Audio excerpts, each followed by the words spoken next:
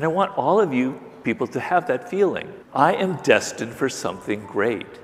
Even if you don't feel it, if you fake it, it's good enough. If you act like that, if you act confident, if you act like destiny is with me, I was fated for great things will happen to you.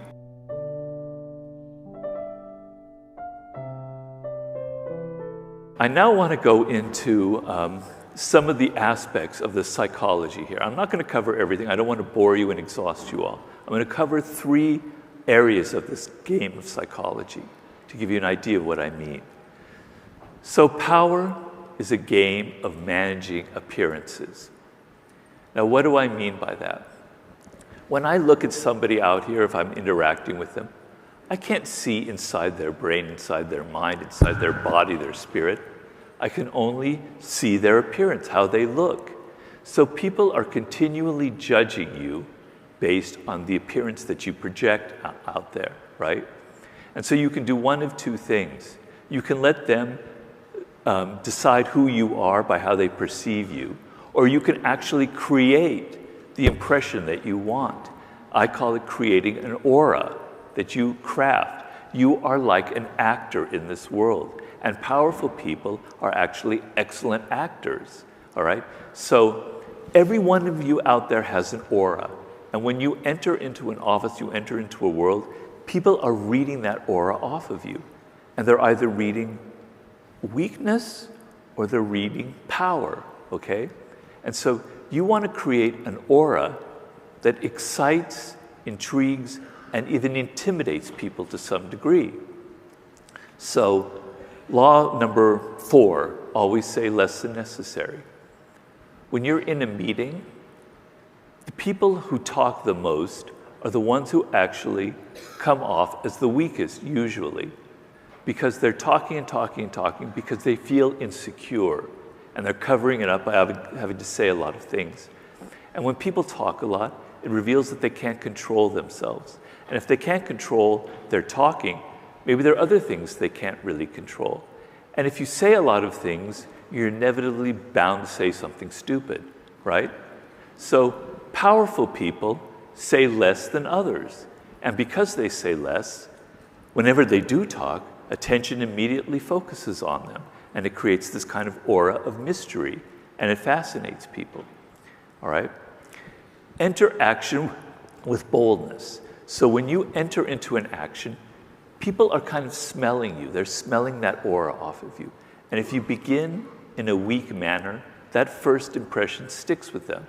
You're somebody who's a little bit weak, who's somebody's a little bit hesitant, and that will stick with them, and your hesitation will end up causing problems and will end up making your action less effective. But if you enter action with boldness, you're sure, you're confident, you start with a bold move, it has the opposite effect. It intimidates people. It puts them on their heels. They're going, this person is actually very powerful, right? It has a very powerful effect on them. The other thing is act like a king, or act like a queen, to be treated like one. So your level of security, of inner security or insecurity, is part of this aura, is part of what people are reading and seeing about you. And if you're a king or a queen, you feel like you were destined for something great. And I want all of you people to have that feeling, and I'm sure some of you do. I am destined for something great. Even if you don't feel it, if you fake it, it's good enough. If you act like that, if you act confident, if you act like destiny is with me and I was fated for great things will happen to you.